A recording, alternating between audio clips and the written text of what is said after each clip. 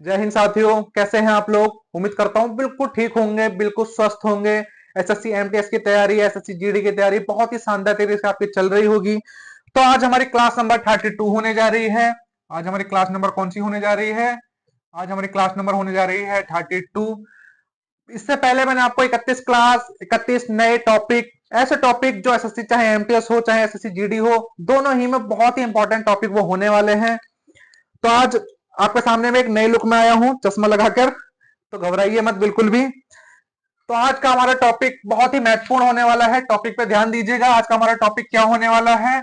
आज का हमारा टॉपिक होने वाला है पंडित पंडित रविशंकर। क्या हमारा टॉपिक होने वाला है? पंडित रविशंकर। पंडित रविशंकर कौन थे? पंडित रविशंकर किस कला से संबंधित थे?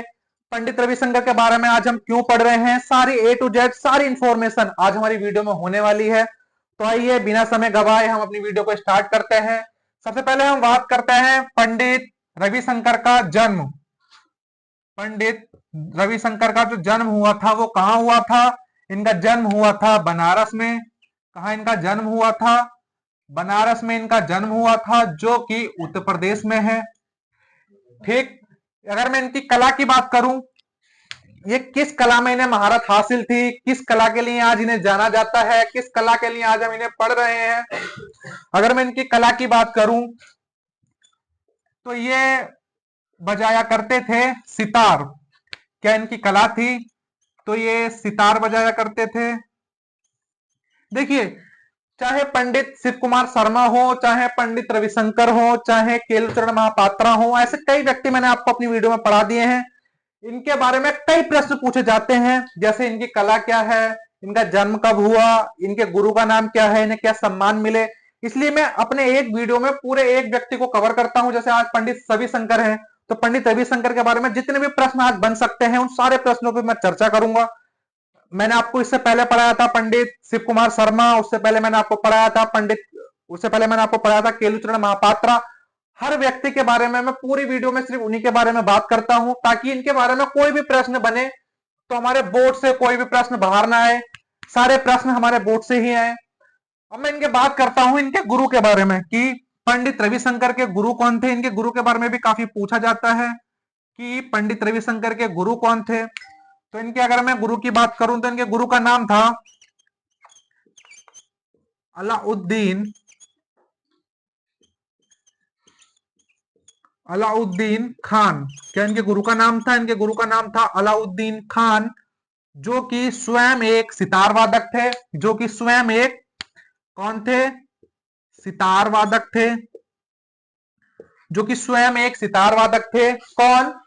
उस्ताद अलाउद्दीन खान। अब मैं बात करता हूं कि पंडित रविशंकर की। देखिए, पंडित रविशंकर की एक आत्मकथा बहुत ही महत्वपूर्ण है, कई बार ये पूछी जाती है, तो इनकी हम आत्मकथा पर थोड़ा सा विचार कर लेते हैं। इनकी एक आत्मकथा है, कई बार पूछी जाती है, कई एग्जामों में पूछी जा चुकी है आत्मकथा। तो क्या पंडित रविशंकर की आत्मकथा का नाम है? तो इनकी आत्मकथा है, उसका नाम है my music, my life, my music. Pandit Ravishankar की आत्मकथा का क्या नाम है? पंडित रविशंकर की आत्मकथा का नाम है माय लाइफ, माय म्यूजिक। बहुत ही महत्वपूर्ण यहां से ये प्रश्न बन जाता है। क्या बन जाता है? बहुत ही महत्वपूर्ण यहां से प्रश्न बन जाता है कि माय लाइफ, माय म्यूजिक किसकी आत्मकथा है? तो my life, my music Pandit Ravishankar की आत्मकथा है। तो पंडित रविशंकर को कई सारे सम्मान मिले, कई सारे इन्हें अवार्ड मिले। तो क्या क्या इन्हें सम्मान, क्या क्या इन्हें पुरस्कार मिले, इनकी हम बात कर लेते हैं।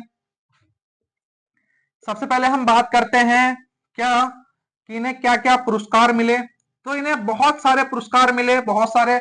इन्हें भारत का सर्वोच्च नागरिक सम्मान भी प्राप्त है, उसकी भी हम बात करेंगे। तो हम इनके सम्मान की बात करते हैं। सम्मान कि पंडित रविशंकर को क्या क्या सम्मान मिले। तो सबसे पहला जो इन्हें सम्मान मिला था वो मिला था संगीत नाटक अकादमी। क्या मिला था? संगीत नाटक अकादमी। जो कि इन्हें कब मिला था? संगीत नाटक अकादमी पंडित रविशंकर को मिला था 1962 में। कब मिला था? 1962 में मिला था। दूसरा पुरस्कार या दूसरा सम्मान इन्हें कब मिला था? दूसरे पुरस्कार की अगर मैं बात करूं तो उसका नाम था पद्म भूषण। पद्म भूषण इन्हें मिला था, जो कि इन्हें मिला था 1967 में। कब मिला था? 1967 में इन्हें पद्म भूषण पुरस्कार मिला था। तीसरे सम्मान या तीसरे पुरस्कार की अगर मैं बात करूं तो उसका नाम था पद्म विभूषण। पद्म विभूषण, जो कि इन्हें मिला था 1982 में। कब? 1982। 1982। आप में से कई लोग ये सोच रहे होंगे कि शायद मैंने पद्मश्री मिस करा है, क्योंकि पद्म भूषण से पहले तो पद्मश्री आता है। तो मैं आपको बताऊं, इन्हें पद्मश्री ना देते हुए सीधे ही पद्म भूषण पुरस्कार दिया गया था। दोबारा मैं दोहराता हूं कि पंडित रविशंकर को पद्मश्री ना देते हुए सीधे ही पद्म भूषण दिया गया था, जो इन्हें दिया गया था 1967 में। फिर इन्हें मिला था पद्म विभूषण, जो कि इन्हें मिला था 1982 में। उसके बाद इन्हें भारत का सर्वोच्च नागरिक सम्मान, क्या मैंने बोला? मैंने बोला कि इन्हें भारत का सर्वोच्च नागरिक सम्मान दिया गया। भारत का सर्वोच्च नागरिक सम्मान कौन सा है? आप कमेंट करके मुझे बताइए। भारत का सर्वोच्च नागरिक सम्मान, सर्वोच्च नागरिक सम्मान, सर्वोच्च नागरिक सम्मान जो कि है भारत रत्न। क्या सर्वोच्च नागरिक सम्मान है? भारत रत्न। तो पंडित रविशंकर को भारत रत्न किस सन में मिला? कब मिला? तो पंडित रविशंकर को भारत रत्न मिला था 1999। कब मिला? 1999 में पंडित रविशंकर को भारत रत्न मिला। तो देखिए, जितनी भी बातें मैंने आपको बताई, ये हर एक प्रश्न, हर एक उत्तर बहुत ही इंपॉर्टेंट है। चाहे एसएससी सीजीएल देख लीजिए, चाहे एसएससी एमटीएस देख लीजिए, चाहे एसएससी जीडी देख लीजिए, हर किसी कॉम्पिटेटिव एग्जाम के नजरिए से पंडित रविशंकर एक ऐसे व्यक्ति हैं जिनके बारे में किसी न किसी एग्जाम में, किसी न किसी शिफ्ट में पूछा जाता है, पूछा जाता था, पूछा जाता रहेगा, क्योंकि बहुत इंपॉर्टेंट व्यक्ति है। जिसे भारत रत्न मिला होता है वो स्वयं ही अपने आप में बहुत इंपॉर्टेंट व्यक्ति होता है, आपको पता होना चाहिए। तो उन्हें तो हमें जितनी इनके बारे में चीजें होती हैं सभी पढ़नी पड़ती हैं, चाहे उनकी आत्मकथा हो, माई लाइफ माई म्यूजिक, चाहे उनकी कला हो, चाहे उनका जन्म हो, उनका सम्मान हो। तो ऐसी तो बेसिक चीजें हर किसको पता होनी चाहिए किनके बारे में? पंडित रविशंकर के बारे में। तो देखिए, एक और चीज इनके बारे में है कि पंडित रविशंकर ने 5 बार ग्रेमी पुरस्कार जीता।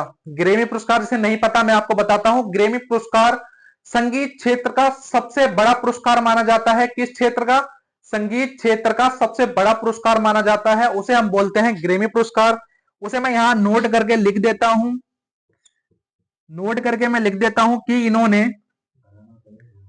इन्होंने इन्होंने 5 बार ग्रेमी पुरस्कार जीता।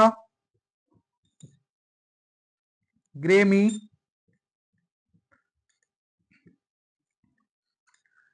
पुरस्कार जीता। कितनी बार इन्हें ग्रेमी पुरस्कार मिला था? किसे? पंडित रविशंकर को कितनी बार ग्रेमी पुरस्कार मिला? तो इन्हें 5 बार ग्रेमी पुरस्कार मिला। ग्रेमी पुरस्कार ये संगीत क्षेत्र का, ये संगीत क्षेत्र का सर्वोच्च पुरस्कार होता है।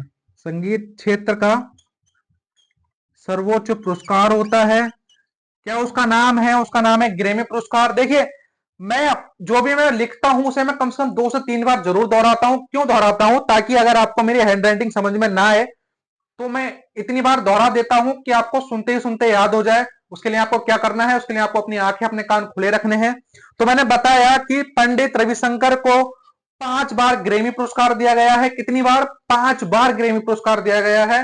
ग्रेमी पुरस्कार संगीत क्षेत्र का सर्वोच्च पुरस्कार माना जाता है।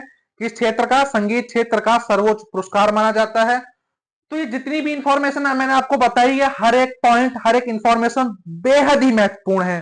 क्या मैंने बताया? मैंने बताया बेहद ही महत्वपूर्ण है कि पंडित शिव कुमार, जो पंडित रविशंकर का जन्म कब हुआ, इनकी कला क्या है, गुरु कौन है।